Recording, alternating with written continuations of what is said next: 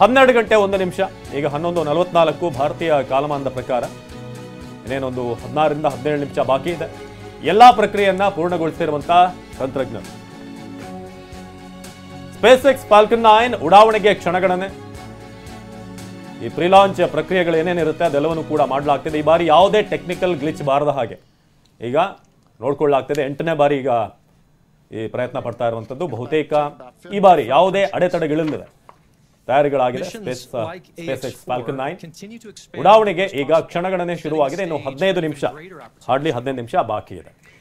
ಒಂದು ಮನಸ್ಥಿತಿ ಯಾವ ರೀತಿ ಇರಬೇಕು ಅನ್ನೋದು ಇಸ್ ವೆರಿ ಇಂಪಾರ್ಟೆಂಟ್. ಯಾಕಂದರೆ ಈ ರೀತಿ ನಿರ್ಧಾರ ಆದಂಥ ದಿನಗಳಿದೆಯಲ್ಲ, ಮುಂದಕ್ಕೆ ಹೋಗ್ತಾ ಹೋಯಿತು 7 ಬಾರಿ ಮುಂದಕ್ಕೆ ಹೋಗಿದೆ. 7 ಬಾರಿ ಮನಸ್ಥಿತಿಗಳು ಯಾವ ರೀತಿ ಇರಬೇಕು, ಹೆಂಗೆ ನಮ್ಮನ್ನು ಪ್ರಿಪೇರ್ ಮಾಡ್ಕೋಬೇಕು. ನಂಬರ್ 1. ನಂಬರ್ 2, ಏನಾದರೂ ಅಲ್ಲಿ ಹೋಗಿ ಎಡವಟ್ಟಾದಂಥ ಸಂದರ್ಭದಲ್ಲಿ ಬೆಸ್ಟ್ ಎಕ್ಸಾಂಪಲ್ ಅಂತಂದರೆ ಸುನೀತಾ ವಿಲಿಯಮ್ಸ್ ಜೊತೆಗಿದ್ದಂಥವ್ರು ಬೆಸ್ಟ್ ಎಕ್ಸಾಂಪಲ್. ಯಾಕಂದರೆ ನೀವು ಯಾವುದೇ ಸಂದರ್ಭದಲ್ಲಿ ಆಕೆಯ ನಗು ಮಾಸಿರಲಿಲ್ಲ, ಆಕೆಯ ಕಾನ್ಫಿಡೆನ್ಸ್ ಕುಗ್ಗಿರಲಿಲ್ಲ. ಇವತ್ತಲ್ಲ ನಾಳೆ ಬರ್ತೀವಿ ಬಿಡಿ ಅಂತ. ಜೊತೆಗೆ ನಮಗೆ ಮೊಟ್ಟ ಮೊದಲ ಬಾರಿಗೆ ನಮಗೆ ಜಗಜ್ಜಾಹೀರಾದಂಥ ಸಂಗತಿ ಏನು ಅಂತಂದರೆ, ನಾವು ಹೊಲಸು ರಾಜಕೀಯ ಕೆಟ್ಟ ರಾಜಕಾರಣವನ್ನು ಬರೀ ಇಲ್ಲಿ ಮಾತ್ರ ನೋಡ್ತೀವಿ, ಅದು ಅಮೆರಿಕದಲ್ಲೂ ಕೂಡ ಕಂಡಿದ್ದು. ಇಲ್ಲಂತಂದ್ರೆ ಅವರು ಯಾವಾಗಲೂ ಬರಬೇಕಾದಂಥವ್ರು ತುಂಬ ಲೇಟ್ ಆಯ್ತಲ್ಲ, ಅಲ್ಲೂ ಕೂಡ ರಾಜಕಾರಣ ಎದ್ದು ಕಂಡಿದ್ದು. ಸೊ ಇದು ಯಾವ್ಯಾವ ನೀವು ಈ ನೌಕೆನಲ್ಲಿ ಬರುವಂಥ ತೊಂದರೆಗಳು, ಆ ಸಮಸ್ಯೆಗಳನ್ನು ಸರಿ ಮಾಡ್ಕೊಂಡ್ಬಿಡ್ಬೋದು, ಆದರೆ ಬೇರೆ ಬೇರೆ ತೊಂದರೆಗಳಿದೆಯಲ್ಲ ಅದನ್ನು ಸರಿ ಮಾಡೋಕ್ಕೆ ಸಾಧ್ಯವೇ ಇಲ್ಲ ಅಂಥದ್ರಲ್ಲಿ. ಅದರಲ್ಲಿ 7 ಬಾರಿ ಕ್ಯಾನ್ಸಲ್ ಆಗಿದ್ದು ಸರ್. ಇದು ನಾನು ಕೇಳುವಂಥದ್ದು. ನಾನು ನಿಮ್ಮ ಜೊತೆ ಮಾತಾಡ್ತೀನಿ, ಆದರೆ ಅದಕ್ಕಿಂತ ಮೊದಲು ಬನ್ನಿ ಮೋಹನ್ ಕೃಷ್ಣ ನಮ್ಮ ಜೊತೆಗಿದ್ದಾರೆ. ಮೋಹನ್ ಕೃಷ್ಣ ಅವ್ರ ಜೊತೆಗೆ ನಾನು ಮಾತನ್ನು ಮುಂದುವರಿಸ್ತೀನಿ. ಮೋಹನ್ ಕೃಷ್ಣ ಅವರೇ, ಇಲ್ಲಿನ ಮನಸ್ಥಿತಿಯ ಬಗ್ಗೆ ಮಾತಾಡಬೇಕು ಸರ್. ನೀವು ಎಷ್ಟರ ಮಟ್ಟಿಗೆ, ಯಾಕಂದರೆ ಮನಸ್ಸನ್ನು ಒಂದು ಸಿದ್ಧತೆ ಮಾಡ್ಕೊಂಡಿರಬೇಕಲ್ಲ, ಏನೇ ತೊಂದರೆಗಳಾದರೂ ಕೂಡ ಅದನ್ನು ನಿಭಾಯಿಸುವಂಥ ಶಕ್ತಿ ನಮಗಿರಬೇಕಲ್ಲ. ಯಾಕಂದರೆ ಗಿರೀಶ್ ಲಿಂಗಣ್ಣವ್ರು ಹೇಳ್ತಾ ಇದ್ರು ನೋಡಿ, ಅಲ್ಲಿ ಹೋಗಿ ಇಳಿಯುವಂಥ ಸಂದರ್ಭದಲ್ಲಿ ಆ ಸಂದರ್ಭದಲ್ಲಿ ಏನು ಅಂದರೆ ಎಷ್ಟರ ಮಟ್ಟಿಗೆ ಅಲ್ಲಿ ನಿಂತಿರುತ್ತೆ, ಆವಾಗ ಏನು ಅಂದರೆ ಅಲ್ಲಿನ ಒತ್ತಡಗಳಿಗೆ ಎಷ್ಟರ ಮಟ್ಟಿಗೆ ನಾವು ಸೆಟ್ ಆಗಬೇಕು, ಅದಾದಮೇಲೆ ಆಗುವಂಥ ಪ್ರಕ್ರಿಯೆಗಳು, ಇದೆಲ್ಲದೂ ಕೂಡ ಸಾಮಾನ್ಯ ಸಂಗತಿ ಅಲ್ಲ. ಏನಂತೀರಿ ಸರ್? ಖಂಡಿತ ಸರ್. ಈಗ ಯಾವ ರೀತಿ ಇರುತ್ತೆ ಅಂದರೆ ಹೇಳೋದು ಭಾರಿ ಕಷ್ಟ. ಈ ಬಾಹ್ಯಾಕಾಶ ವಿಜ್ಞಾನದಲ್ಲಿ ಪ್ರತಿಯೊಂದು ಕ್ಷಣವೂ ಕೌತುಕಮಯವಾಗಿರುತ್ತೆ. ಅದಲ್ಲದೆ ನಮ್ಮ ಮನಸ್ಥಿತಿ ಯಾವ ರೀತಿ ಇರುತ್ತೆ ಅಂತ ಹೇಳೋದು ಭಾರಿ ಕಷ್ಟ ಆಗುತ್ತೆ. ಯಾಕೆ ಗೊತ್ತಾ, ಈಗ ಕೆಲವೇ ನಿಮಿಷಗಳಲ್ಲಿ ಉಡಾವಣೆ ಆಗುತ್ತೆ. ಉಡಾವಣೆ ಆಯಿತು ಅಂದರೆ ನಮ್ಮ ಕೆಲಸ ಮುಗೀತು ಅಂತ ಅಲ್ಲ. ಪ್ರತಿಯೊಂದು ಕ್ಷಣವೂ ಆ ಆಂಗ್ಸೈಟಿ ಅಂತ ಏನು ಹೇಳ್ತೀವೋ ಅದು ಇದ್ದೇ ಇರುತ್ತೆ. ಯಾವ ರೀತಿ ಅದು ಉಡಾವಣೆ ಆಗುತ್ತೆ, ಆಮೇಲೆ ಆ ಕಂಡೀಷನ್ಸುವೇ ಬಹಳ ಅನ್ಪ್ರಿಡಿಕ್ಟಬಲ್ ಆಗಿರುತ್ತೆ. ಈಗ 10 ದಿನದಿಂದ ಒಂದು ವಿಮಾನ ಅಪಘಾತ ಆಯಿತು, ಎಷ್ಟೇ ರೀತಿ ನಾವು ತಾಂತ್ರಿಕವಾಗಿ ಸಿದ್ಧತೆ ಮಾಡ್ಕೊಂಡಿದ್ರೂ ತಾವೇ ಹೇಳಿದ್ರಿ ಒಂದು ಟೆಕ್ನಿಕಲ್ ಗ್ಲಿಚ್ ಆದರೆ ಸಾಕು, ಏನು ಬೇಕಾದರೂ ಆಗುತ್ತೆ ಅಂತ. ಹಾಗೆಯೇ ಈ ಬಾಹ್ಯಾಕಾಶ ವಿಜ್ಞಾನದಲ್ಲೂ ಹೌದು, ಹಲವಾರು ವರ್ಷಗಳಿಂದ ಸಾಧನೆಗಳು ಮಾಡಿಕೊಂಡೇ ಬಂದಿದ್ದಾರೆ. ಪ್ರತಿಯೊಂದೂ ಅದು ವಿಕ್ಟೋರಿಯಸ್ ಅಂತ ನಾವು ಹೇಳೋಕ್ಕಾಗಲ್ಲ. 10 ನೌಕೆಗಳಲ್ಲಿ 8 ನೌಕೆ ಪತನ ಆಗಿ 2 ಉಳಿಬೋದು. ಆದರೆ ದೇವರ ಕೃಪೆ, ಪ್ರತಿಯೊಬ್ಬ ವಿಜ್ಞಾನಿಯ ಮಹತ್ವಾಕಾಂಕ್ಷೆ, ಅಭಿಲಾಷೆ, ಅಭಿಷ್ಟಗಳೆಲ್ಲ ಈಡೇರ್ಬಿಡ್ತು ಅಂದರೆ ಖಂಡಿತವಾಗ್ಲೂ ಈ ಆಕ್ಸಿಯಮ್ ಸ್ಪೇಸ್ ಮಿಷನ್ನು ಸಕ್ಸಸ್ಫುಲ್ ಆಗೋದ್ರಲ್ಲಿ ಅನುಮಾನನೇ ಇಲ್ಲ. ಇಲ್ಲಿ ಇರೋ ಪ್ರತಿಯೊಬ್ಬ ಸದಸ್ಯನಿಗೂ ಯಾವ ರೀತಿ ಇರುತ್ತೆ ಮನಸ್ಥಿತಿ ಅಂದರೆ ಹೇಳೋದು ಭಾರಿ ಕಷ್ಟ ಆಗುತ್ತೆ. ತುಂಬ ಕಷ್ಟಕರವಾದ ಸನ್ನಿವೇಶಗಳು ಬರುತ್ತೆ. ಆಮೇಲೆ ಈ ಹಲವಾರು ಗಂಟೆಗಳ ಒಂದು ಪ್ರಯಾಣದಲ್ಲಿ ಪ್ರತಿಯೊಂದು ಕ್ಷಣವೂ ಏನಾಗುತ್ತೋ, ಯಾವ ರೀತಿ ಏನು ನಾವು ಸಂದರ್ಭನ ಫೇಸ್ ಮಾಡೋಕ್ಕಾಗಬೇಕೋ ಎಲ್ಲ ಪ್ರತಿಯೊಂದು ನಮ್ಮ ಮನಸ್ಸಿನಲ್ಲಿ ಅಡಕವಾಗಿರುತ್ತೆ. ಅಕ್ಯುಮಿಲೇಷನ್ ಅಂತ ನಾವು ಏನು ಹೇಳ್ತೀವೋ, ಹಾಗಾಗಿ ತುಂಬಾ ಕಷ್ಟ. ಸಾಮಾನ್ಯವಾಗಿ ನಮಗೆ ಜೀವನದಲ್ಲಿ ಚಿಕ್ಕ ಸಣ್ಣ ಪುಟ್ಟ ಕಷ್ಟ ಬಂದರೂ ನಾವು ನಿಭಾಯಿಸೋಕೆ ಕಷ್ಟ ಆಗುತ್ತೆ. ಆದರೆ ನೀವೇ ಯೋಚನೆ ಮಾಡಿ, ಸ್ಪೇಸ್ ಸೈಂಟಿಸ್ಟ್ನ ಮನಸ್ಥಿತಿ ಯಾವ ರೀತಿ ಇರಬೇಡ ಅಂತ. ಕರೆಕ್ಟ್. ನಾವೇ ಈಗ ಸಾಧಾರಣ ಪ್ರೇಕ್ಷಕರಾಗೇನೆ ನಮ್ಮಲ್ಲಿ ತುಂಬಾನೇ ಒಂದು ಆ ಕೌತುಕ ಅಥವಾ ಆಂಗ್ಸೈಟಿ ಇರ್ಬೋದು. ಬಟ್ ಆ ಒಂದು ನೌಕೆನಲ್ಲಿ ಇರ್ತಾರಲ್ಲ ಸದಸ್ಯರು, ಅವರ ಒಂದು ಮನಸ್ಥಿತಿ ಮತ್ತೆ ಪರಿಸ್ಥಿತಿ ಜನಕ ಅಂತ ಹೇಳೋದ್ರಲ್ಲಿ ಅನುಮಾನನೇ ಬಹಳ ಬಹಳ ಒಳ್ಳೆ ಮಾತನ್ನ ಹೇಳಿದ್ರಿ. ಅದಕ್ಕೆ ಅಮಿತಾಬ್ ಬಚ್ಚನ್ ಹೇಳಿದಂತ ಒಂದು ಮಾತು ನನಗೆ ಜ್ಞಾಪಕ ಆಗ್ತಿದೆ ಸರ್. ಅಮಿತಾಬ್ ಬಚ್ಚನ್ ಒಂದ್ ಕಡೆ ಒಂದು ಮಾತು ಹೇಳ್ತಾರೆ, ಬಹಳ ಅದ್ಭುತವಾದಂತ ಮಾತು, ಪರಿಸ್ಥಿತಿ ಕುಚ್ ಭಿ ಹೋ ಆಪ್ಕ ಮನಸ್ಥಿತಿ ಠೀಕ್ ಕರನಾ ಚಾಹಿಯೆ ಅಂತ. ಬಹುಶಃ ನನಗೆ ಅನ್ಸುತ್ತೆ ಇವ್ರನ್ನ ಯಾವ ರೀತಿ ಟ್ರೈನ್ ಅಪ್ ಮಾಡಿರ್ತಾರೆ ಅಂತಂದ್ರೆ, ಎಂತಹ ಪರಿಸ್ಥಿತಿಯನ್ನು ಕೂಡ ಎದುರಿಸಬಲ್ಲಂತಹ ಒಂದು ಮನಸ್ಥಿತಿಯನ್ನ ಇವ್ರಿಗೆ ಸಿದ್ಧ ಮಾಡಿರ್ತಾರೆ. That is very important sir.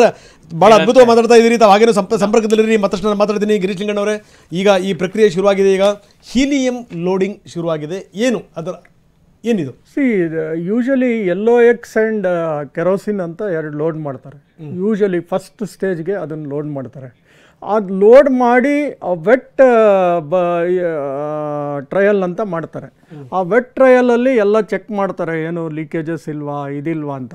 ಅಲ್ಲಿ ಏನಾದ್ರು ಒಂದು ಸಣ್ಣದಾದ್ರೂ ಅದು ಎಂಟೈರ್ ಫ್ಯೂಯಲ್ನ ತಿರ್ಗಾ ತೆಗಿಬೇಕು, ತಿರ್ಗಾ ಇದು ಮಾಡ್ಬೇಕು. ನೀವು 7 ಸಲ ನೀವು ಹೇಳಿದ್ರಲ್ಲ, ಆ 7 ಸಲ ಇದು ಮಾಡಬೇಕಾದ್ರೂ they will check these fuel things. ಇಲ್ಲ ಅಂದರೆ ಅಷ್ಟು ಕಾಸ್ಟ್ ಅಷ್ಟೇ ಖರ್ಚಾಗುತ್ತೆ. ನಾವು ಅನ್ಕೋತೀವಿ ಇದೇನು ಸುಮ್ಮನೆ ಪೋಸ್ಟ್ಪೋನ್ ಮಾಡ್ತಾನೆ ಇದ್ದಾರೆ ಅಂತಾನೆ, ಆಗ್ತಾನೆ ಬಿಡ್ತಾರೆ, ಆ ಥರ ಆಗ್ತಾನೆ ಇರುತ್ತೆ. ಸೊ ಲಿಕ್ವಿಡ್ ಆಕ್ಸಿಜನ್ ಆ್ಯಂಡ್ ಇದು ಕೆರೋಸಿನ್, ಜೆಟ್ ಕೆರೋಸಿನ್ ಅಂತ ಹೇಳ್ತಾರೆ, use for the space.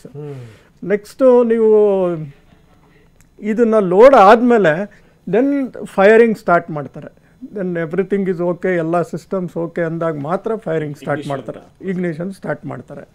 So ಆವಾಗ 9 ಮರ್ಲಿನ್ ಇಂಜಿನ್ಸ್ ಇರುತ್ತೆ, 9 Merlin engines.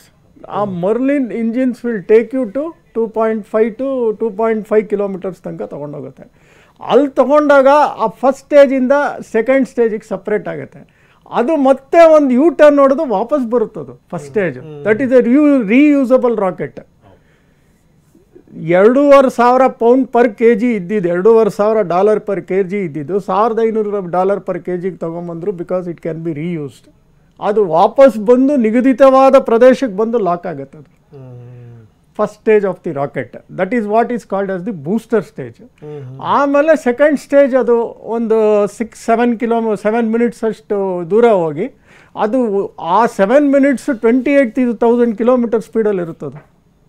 That much of force ಅವರು ಅದನ್ನು ಎಕ್ಸ್ಪೀರಿಯನ್ಸ್ ಮಾಡಬೇಕು. ಅದು ಹೋಗಿ ಅಲ್ಲಿ ಸ್ಪೇಸ್ ಕ್ರಾಫ್ಟ್ನ ಆ ಒಂದು ನಿಗದಿತ ಜಾಗದಲ್ಲಿ ಸಪ್ರೇಟ್ ಆಗ್ಬಿಡುತ್ತೆ. ಆ second stage will just burn it out. ಅಂದರೆ ಅದು ಇಳಿಬೇಕಾದ್ರೆ ಅದು ಹಾಗೆ ಬರ್ನ್ ಆಗಿ ಹೊಟ್ಟೋಗುತ್ತೆ. ಅದು ಪ್ಯಾಸಿವೇಷನ್ ಮಾಡ್ತಾರೆ, ಅಲ್ಲಿ ಮಿಕ್ಕಿರೋ ಫ್ಯೂಯಲ್ ಎಲ್ಲ ತೆಗಿತಾರೆ, then it burns it out automatically.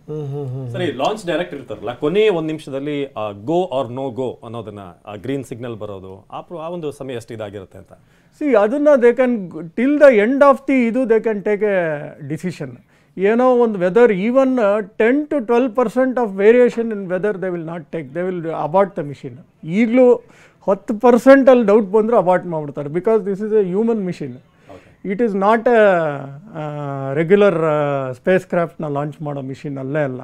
So every second ಎಲ್ಲ ಪ್ಯಾರಾಮೀಟರ್ಸ್ ಚೆಕ್ ಮಾಡ್ತಾರೆ. First stage ಸರಿಗಿದೆಯಾ, second stage ಸರಿಗಿದೆಯಾ, space dragon ಸರಿಗಿದೆಯಾ, ಎಲ್ಲ ಪ್ರತಿಯೊಂದು line by line they go on checking. Once ಅದು ಚೆಕಿಂಗ್ ಶುರುವಾಗೋದು 24 hours 30 hours ಹಿಂದೆಯೇ ಶುರುವಾಗ್ಬಿಡುತ್ತೆ.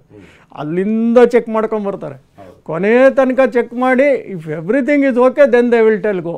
ಜೊತೆಗೆ ಒಂದು ಕಮ್ಯುನಿಕೇಶನ್ ಕೂಡ ಆಗ್ತಾ ಇರುತ್ತೆ. ಇವ್ರು ಯಾರು ಹೋಗ್ತಾ ಇರ್ತಾರೆ, ಆಗ್ಲೇ ನಾನು ಲೈವ್ ಗಮನಿಸ್ತಾ ಇದ್ದೆ, ಏನೇನು ಅಪ್ಡೇಟ್ ಆಗ್ತಿದೆ ಅವ್ರಿಗೆ ಹೋಗ್ತಾ ಇರುತ್ತೆ. It's A very good news ಅಂತ ಅವ್ರ ಕಡೆಯಿಂದ ರಿಯಾಕ್ಷನ್ ಕೂಡ ಬರುತ್ತೆ ಒಳಗೆ. ಹೌದೌದು, ಅದೆಲ್ಲ they will be keeping updated. ಈಗ ಪೈಲಟ್ ಮೊನ್ನೆ ಹೋಗ್ಬೇಕಾದ್ರೂ ಎಲ್ಲಾನು ಅಪ್ಡೇಟ್ ಆಗಿರುತ್ತೆ ಅವ್ರಿಗೆ. ಎಲ್ಲ ಸರಿಗಿದೆಯಾ, ವೆದರ್ ಸರಿಗಿದೆಯಾ, ನೋಟ ಕೊಟ್ಟಿದ್ದಾರಾ, ಇದು ಕೊಟ್ಟಿದ್ದಾರಾ, ಎಲ್ಲ ಕೊಟ್ಟಿರ್ತಾರೆ. ಈವನ್ ಇಂಜಿನ್ ಸಹಿತ FDAC ಅಂತ ಇರುತ್ತೆ, ಅದನ್ನು ತೋರ್ಸಕ್ಕೆ ಶುರು ಮಾಡುತ್ತೆ, ನಿಮ್ಮ ಇಂಜಿನ್ ಸರಿಗಿದೆಯೋ ಇಲ್ವೋ ಹತ್ತಕ್ಕೆ ಮುಂಚೆ ಅಂತ. To that extent Boeing 787 will be showing. ಹಂಗಂದ್ಮೇಲೆ ಇದರಲ್ಲಿ ಯಾವ ಸಫಿಸ್ಟಿಕೇಶನ್ ಇಟ್ಕೊಂಡಿರ್ತಾರೆ. ಆಮೇಲೆ ಲೈವ್ ಇದು ಕೂಡ ನೋಡ್ತಾ ಇದೀವಿ ಈಗ, ಏನು XM ಇಂದ ಲೈವ್ ನೋಡಿ ಅಲ್ಲಿ ಕೂತಿದ್ದಾರೆ. ಅವ್ರಿಗೆ ಆ ಸೀಟ್ ಅಲ್ಲ, it is A customise seat. ನೀವು ಆ ಡ್ರೆಸ್ನು ಅದಕ್ಕೆ ಸೂಟ್ ಆಗಿರುತ್ತೆ. ನೀವು ಇದನ್ನ ಬಿಟ್ಬಿಟ್ಟು ನಾಳೆ ಸೋಯಸ್ ಅಲ್ಲಿ ಬರ್ತೀನಿ, ಬೇರೆ ಬೋಯಿಂಗ್ ಅಲ್ಲಿ ಬರ್ತೀನಿ ಅಂದ್ರೆ ಆಗಲ್ಲ ನಿಮ್ಗೆ. ದಟ್ ಸೀಟ್ ಅಂಡ್ ಆ ಬಾಡಿ ಸ್ಟ್ರಕ್ಚರ್ ಕರೆಕ್ಟ್ ಆಗಿ ಅದು ಫಿಟ್ ಆಗಿರುತ್ತೆ. ಆ seats you cannot change this. ಇದೇ ಸ್ಪೇಸ್ ಕ್ರೂ ಡ್ರ್ಯಾಗನ್ ಸುನೀತಾ ವಿಲಿಯಮ್ಸ್ನ ಡಿಸೆಂಬರ್ ಅಲ್ಲಿ ಕರ್ಕೊಂಬರಕ್ಕೆ ಹೋಗ್ಬೇಕಾಗಿತ್ತು. ಇದು ಡಿಲೇ ಆಗಿತ್ತು. ಆಮೇಲೆ ಫಸ್ಟ್ ಟೈಮ್ May 29 ಫಸ್ಟ್ ಮಿಷಿನಲ್ಲಿ ಎಲೆಕ್ಟ್ರಿಕಲ್ ಪ್ರಾಬ್ಲಮ್ ಅಂತ ಡಿಲೇ ಮಾಡಿದ್ರು, ತಿರ್ಗಾ ಎಲೆಕ್ಟ್ರಿಕಲ್ ಎಲ್ಲ ಸರಿ ಮಾಡಿದ್ರು. ಎಂತ ಆಯ್ತು ನೋಡಿ. ಅಂದ್ರೆ ಪ್ರತಿ ಸಣ್ಣ ಸಣ್ಣ ಸಂಗತಿಗಳನ್ನು ಕೂಡ, ಸಣ್ಣ ಸಂಗತಿಗಳನ್ನು ಬಹಳ ದೊಡ್ಡ ದೃಷ್ಟಿಲಿ ನೋಡ್ಬೇಕು. ಇಲ್ಲಿ ಒಂದು ಚೂರು ಎಡವಟ್ಟಾದ್ರೂ ಕೂಡ ಬಹಳ ದೊಡ್ಡ ಎಡವಟ್ಟಿನ ನಾಂದಿ ಹಾಡ್ಬಿಡುತ್ತೆ ಅಂತ. ಎಸ್ ನಾವು ತೋರಿಸ್ತಾ ಇದ್ದೀವಿ, ನೇರ ದೃಶ್ಯಾವಳಿಗಳನ್ನು ನಾವು ನಿಮಗೆ ತೋರಿಸ್ತಾ ಇದ್ದೀವಿ, ಯಾವ ರೀತಿ ಸಿದ್ಧತೆಗಳಾಗಿದೆ ಅಂತ ನೋಡಿ. ಕಾಣುವಂಥ 4 ಜನ. ಈ ಎಕ್ಸಾಂಪಲ್ ಏನು ಅಂತಂದ್ರೆ, ಈಗ ಅವಿನಾಶ್, ನಾನು ನೀವು ಕೂತ್ಕೊಂಡು ಮಾತಾಡ್ತಾ ಇದ್ದೀವಿ, ನಮ್ಮ ಹಿಂದೊಂದು ದೊಡ್ಡ ಟೀಮ್ ಕೆಲಸ ಮಾಡ್ತಿರುತ್ತೆ ಅಲ್ವಾ? ಅದೇ ರೀತಿ ಏನು ಅಂದರೆ ಕಾಣ್ತಿರುವಂಥವ್ರು ಇವರು, ಇದ್ರ ಹಿಂದೆ ಇರುವಂಥ ಟೀಮ್ ಇದೆಯಲ್ಲ, ಸಾಮಾನ್ಯ ಸಂಗತಿ ಅಲ್ಲ ಇದು. ಯಾಕಂದರೆ ಮನುಷ್ಯರನ್ನು ಕೂಡ ಕಳಿಸ್ತಾ ಇದ್ದಾರೆ, ಯಾವುದೇ ಕಾರಣಕ್ಕೂ ಯಾವುದೇ ರೀತಿಯ ತೊಂದರೆಗಳಾಗಬಾರ್ದು ಅಂತ. ಸೊ ನಾವು ಮಾತಾಡ್ತಾ ಇದ್ವಿ, ಮೋಹನ್ ಕೃಷ್ಣ ಅವರೇ, ನಾವು ನೋಡ್ತಾ ಇದ್ವಿ, ಇನ್ನೇನು ಕ್ಷಣಗಣನೆ ಶುರುವಾಗಿದೆ ಸರ್. ಇನ್ನು 6 ನಿಮಿಷದಲ್ಲಿ ಈ ಪ್ರಕ್ರಿಯೆ ಶುರು ಆಗಿಬಿಡುತ್ತೆ. 6 ನಿಮಿಷದಲ್ಲಿ ನಾವು ಹೇಳ್ತಾ ಇದ್ವಿ, ಈ ಬಾಹ್ಯಾಕಾಶ ನೌಕೆ ಎಷ್ಟರ ಮಟ್ಟಿಗೆ ತಯಾರಾಗಿರುತ್ತೆ. ಜೊತೆಗೇನು ಅಂದರೆ ಇಲ್ಲಿ ನಾವು ಮನಸ್ಥಿತಿಗಳ ಬಗ್ಗೆನೂ ಕೂಡ ಹೇಳ್ತಾ ಇದ್ವಿ. ಜೊತೆಗೇನು ಅಂದರೆ ಏನಾದರೂ ತಾಂತ್ರಿಕ ದೋಷಗಳು ಬಂದಂಥ ಸಂದರ್ಭದಲ್ಲಿ ಯಾವ ರೀತಿ ಅದನ್ನು ನಿಭಾಯಿಸಬೇಕು, ಜೊತೆಗೇನು ಅಂದರೆ ಬೆಂಕಿ ಹೊತ್ಕೊಂಡಂಥ ಸಂದರ್ಭದಲ್ಲೂ ಕೂಡ ಯಾವ ರೀತಿ ಅದನ್ನು ನಿಭಾಯಿಸಬೇಕು, ಎಲ್ಲ ರೀತಿಯ ಟ್ರೈನಿಂಗ್ಗಳನ್ನು ಕೂಡ ಮಾಡಲಾಗಿರುತ್ತೆ ಅನ್ನುವಂಥ ಕೊಡಲಾಗಿರುತ್ತೆ ಅನ್ನುವಂಥದ್ದು. ಅದ್ರ ಬಗ್ಗೆ ಏನಂತೀರಿ ಸರ್? ಹೌದು ಹೌದು ಸರ್, ಖಂಡಿತವಾಗ್ಲೂ ಸರ್. ತರಬೇತಿ ಯಾವ ಮಟ್ಟಕ್ಕೆ ಇರುತ್ತೆ ಅಂದರೆ 100ಕ್ಕೆ 200 ಭಾಗ ರೆಡಿ ಇರಬೇಕು. ಅವರು 100ಕ್ಕೆ 100 ಅಂದರೆ ಸಾಕಾಗಲ್ಲ. ಅವರು ಯಾವ ರೀತಿ ಪರಿಸ್ಥಿತಿ ಒತ್ತಡಕ್ಕೆ ಸಿಕ್ಕಾಕೊಂಡ್ರೂ ಅದನ್ನು ತುಂಬ ಚೆನ್ನಾಗಿ ಮ್ಯಾನೇಜ್ ಮಾಡೋ ಒಂದು ಎಬಿಲಿಟಿ ಅವರಲ್ಲಿ ಇರಬೇಕು. ಆ ರೀತಿ ಒಂದು ನಿಮಿಷ ಅದ್ಭುತವಾದಂಥ ದೃಶ್ಯಾವಳಿಗಳನ್ನು ತೋರಿಸ್ತಾ ಇದ್ದೀವಿ ಸರ್. ಮೋಹನ್ ಕೃಷ್ಣಜಿ, ಒಂದು ನಿಮಿಷ ನೋಡಿ. ತಂದೆ ತಾಯಿ, ಇದಕ್ಕಿಂತ ದೊಡ್ಡ ಭಾಗ್ಯ ಯಾವುದಿದೆ ಹೇಳಿ? ಇದು ಭಾಗ್ಯ, ಇದು ಭಾಗ್ಯ, ಇದು ಭಾಗ್ಯವಯ ಅಂತಾರಲ್ಲ ಗಿರೀಶ್ ಲಿಂಗಣ್ಣವರೇ, ಇದೇ ನೋಡಿ. ತಂದೆ ತಾಯಿಗಳು ಈ ಮಗನ ಯಾನಕ್ಕೆ ಸಾಕ್ಷಿ ಆಗುವಂಥ ಈ ಸಂದರ್ಭ ಇದೆಯಲ್ಲ, ಇದು ಈ ಶುಭಾಂಶು ತಂದೆ ತಾಯಿಗಳು ಅವರ ಮುಖದಲ್ಲಿರುವಂಥ ಒಂದು ಕಡೆ ಖುಷಿ, ಇನ್ನೊಂದು ಕಡೆ ಆತಂಕ, ಎಲ್ಲದರ ಮಿಶ್ರಣ, ಅದು ಕುತೂಹಲ ಎಲ್ಲವೂ ಕೂಡ ಇದೆ. Sir please continue sir. Mohan Krishnaji please continue. ಅದೇ ತಾವು ಹೇಳಿದಂಗೆ ಇದೊಂಥರ ಮರೆಯೋಕ್ಕಾಗದೇ ಇರುವಂಥ ಒಂದು ಕ್ಷಣ. ತರಬೇತಿ ಅನ್ನೋದು ಉತ್ತುಂಗದಲ್ಲಿರುತ್ತೆ. ಯಾವುದೇ ರೀತಿ ಪರಿಸ್ಥಿತಿ ಒತ್ತಡ ಸಿಕ್ಕಾಕೊಂಡ್ರೂ ಅವರು ಮ್ಯಾನೇಜ್ ಮಾಡೋ ಎಬಿಲಿಟಿ ಅವರಲ್ಲಿ ಇರುತ್ತೆ. ನಾನು ಹೇಳಿದೆ ಈಗ ತಾನೆ. ಆಮೇಲೆ ಎಲ್ಲದಕ್ಕೂ ಅವರು ಸಿದ್ಧರಾಗಿರ್ತಾರೆ. ಈಗ ಬಾಹ್ಯಾಕಾಶದಲ್ಲಿ ನಾವು ಇದ್ದೀವಿ ಎಂದಾಗ ಆ ನೇಚರು ಅಥವಾ ಒಂದು ವಾತಾವರಣ ಹೈಲಿ ಅನ್ಪ್ರಿಡಿಕ್ಟಬಲ್ ಆಗಿರುತ್ತೆ. ನಮಗೆ ಗೊತ್ತಾಗಲ್ಲ, ಅಲ್ಲಿರೋ ತಾಪಮಾನ ಆಗ್ಬೋದು ಅಥವಾ ವೆದರ್ ಕಂಡೀಷನ್ ಆಗ್ಬೋದು, ನಮಗೆ ಗೊತ್ತಿಲ್ಲ. ಯಾವ ರೀತಿ ಬೇಕಾದ್ರೆ ಅವಘಡಗಳು ಆಗಬಹುದು ಅಥವಾ ಸ್ಮೂತ್ ಗೋಯಿಂಗ್ ಆಗಿರ್ಬೋದು, ನಮಗೆ ಗೊತ್ತಿಲ್ಲ. ಸೊ ಪ್ರತಿಯೊಂದು ಸಂದರ್ಭಕ್ಕೂ ಅವರು ರೆಡಿ ಇರ್ತಾರೆ. ಆಮೇಲೆ ಕೆಲವು ತಾಂತ್ರಿಕ ಅಂಶಗಳು ಹೇಳಿದ್ರು, ಖಗೋಳೀಯ ಅಂಶಗಳು ನನ್ನ ಸ್ನೇಹಿತರುಗಳು ಹೇಳಿದ್ರು. ಈ ಒಂದು ನೌಕೆಯ ಕೋನ 51.66 ಡಿಗ್ರಿ ಇರುತ್ತೆ. ಆ ಕೋನದಲ್ಲಿ ಪ್ರಯಾಣ ಸುಗಮವಾಗೇ ಇರುತ್ತೆ ಅಂತ ಹೇಳಕ್ಕಾಗಲ್ಲ. ಆಮೇಲೆ ಒಂದು ಗಣಿತದ ಮೊತ್ತ ಹೇಳಿದ್ರು, 28,000 ಕಿಲೋಮೀಟರ್ ಅಂತ. That is the geocentric orbit. ಆಮೇಲೆ ಈಗ ಒಂದು ಡಾಕಿಂಗ್ ಟೈಮ್ ಬಗ್ಗೆ ಹೇಳಿದ್ರು, ಡಾಕಿಂಗ್ ಪೀರಿಯಡ್ ಬಗ್ಗೆ ಹೇಳಿದ್ರು. ಈಗ ಇದರ ಒಂದು ಡಾಕಿಂಗ್ ಅಥವಾ ಲ್ಯಾಂಡಿಂಗ್ ಲೊಕೇಶನ್ ಅಂದ್ರೆ ಪೆಸಿಫಿಕ್ ಓಷನ್. ಸರ್ ಒಂದು ನಿಮಿಷ ಸರ್, ಒಂದು ನಿಮಿಷ ನಿಮ್ಮನ್ನು ಡಿಸ್ಟರ್ಬ್ ಮಾಡ್ತಾ ಇದ್ದೀನಿ. ಒಂದು ನಿಮಿಷ ಸರ್, ಮತ್ತೆ ನಿಮಿಷ ನಾನು ಮಾತಾಡ್ತೀನಿ.